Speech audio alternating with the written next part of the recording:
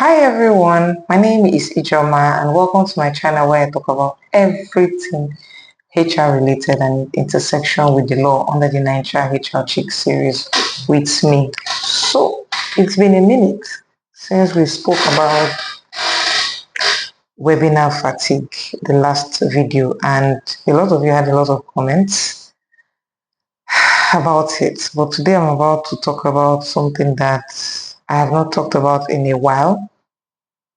I was trying to look for a topic, but I think I'll get to around it some place during the course of this video. But it's something that I've had to deal with, which is workplace-induced I don't care behavior. Maybe it came from the trauma from working at a toxic workplace or maybe just bullying that was experienced. And it kind of just gets you to a point where you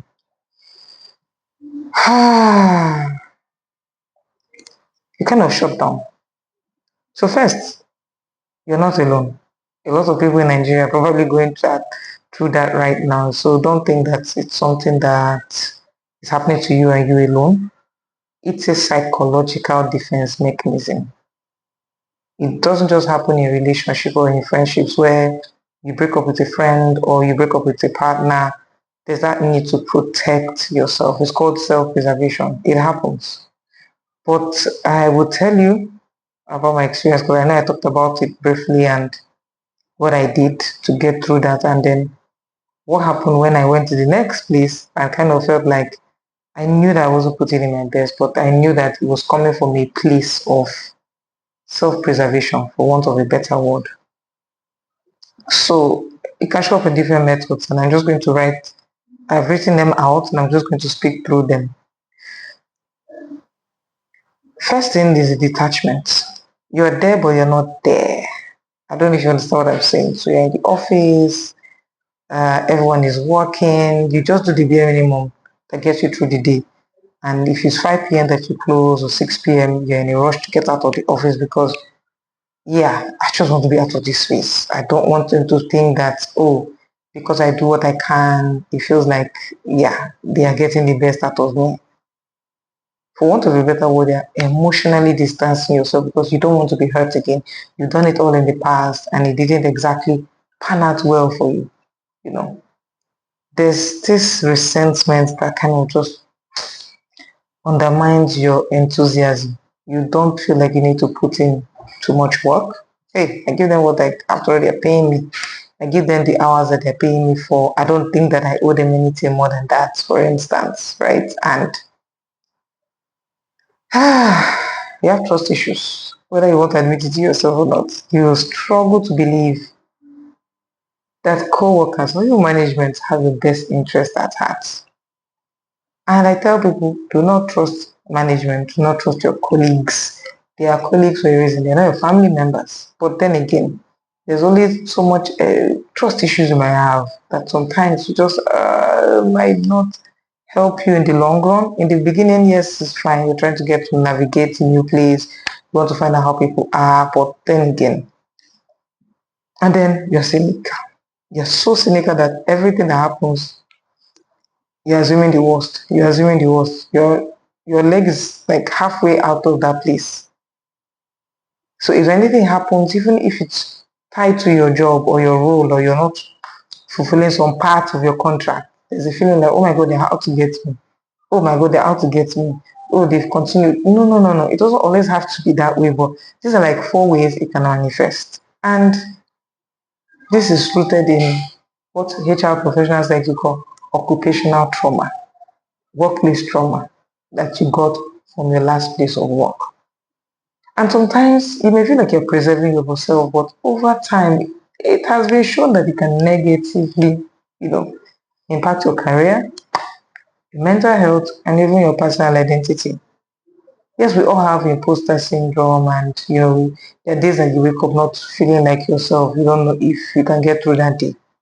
But are there steps that you can take to start rebuilding yourself to get to that point where, yes, I'm not who I became after whatever it is happened to me?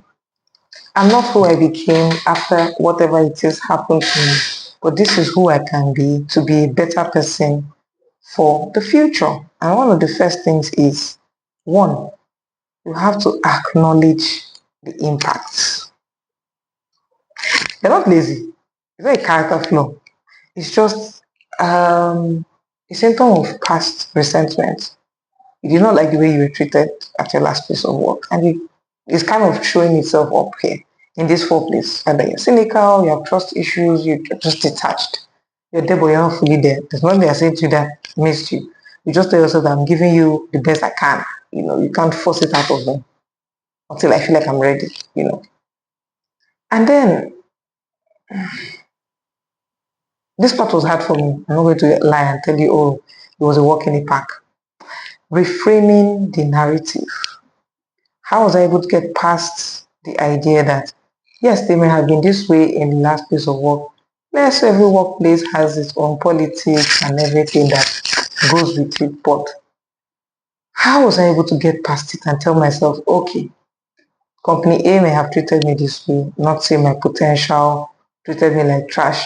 Doesn't mean that company B will treat me worse than them or will treat me better than them, but I'm able to give them the benefit of the doubt and just say, I did this to try to reframe, or create my own narrative about this new place before jumping the gun to say, oh, they're all bad people here, right? Now, this part is not very popular, but I know that I talk about it quite a lot, which is therapy. It's always best to seek therapy. It's always best to seek help.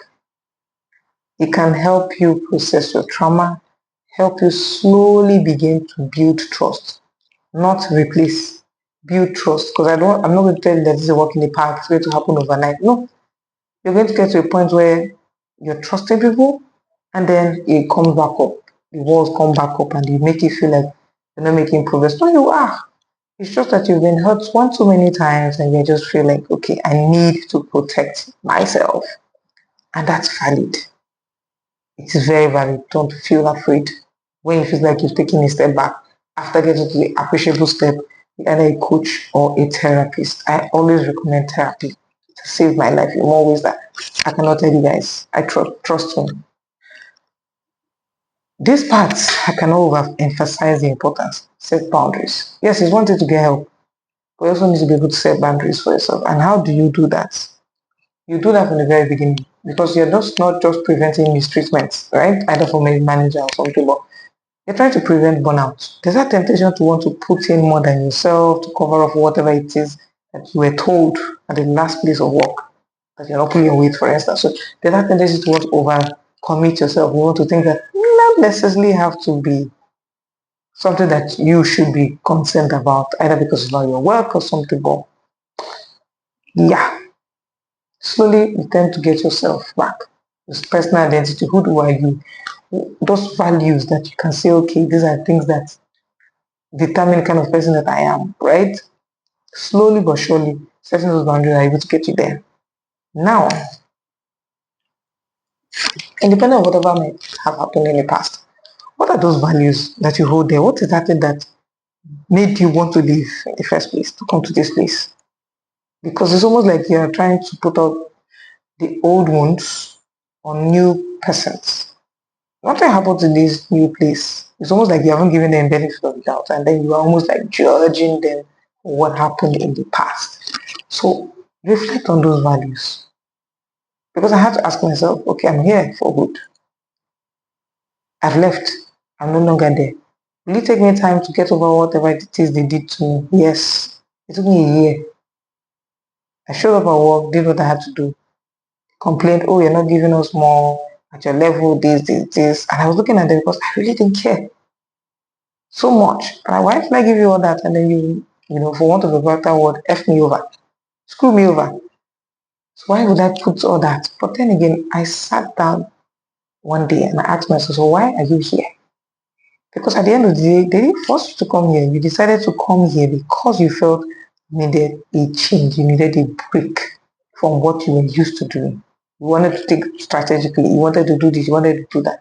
And once I was able to answer those questions for myself, it was easy for me to slowly get into the groove of things and not just be, Now, if you want me to walk through a recovery plan for you, because every circumstance is different. I've talked through mine in the last 10 minutes. You can say, oh, Ijeoma, yours is just, a walk in the park. It's mental walk. I have been through worse and I want to talk to someone. I can recommend my therapist. I do that every time for people who are comfortable enough to share that part of them with me. And then if you need a recovery plan and you feel like, okay, therapists cannot work you through them, I want to go through each other that experience this thing. Hey, hit me up. I recently launched my HR company yet again, even though it was registered in 2022. I can talk you through these things through a personalized coaching plan or personalized recovery plan, like I like to call it, to walk you through, okay, this is what happened, this is what we need to do to get you to the next stage. Because if you're not careful, it tends to keep you grounded in places that you should not be in. And it gives the other person power over you. And you need to take your power back. I think that's the most important thing I'm going to leave with you after this video.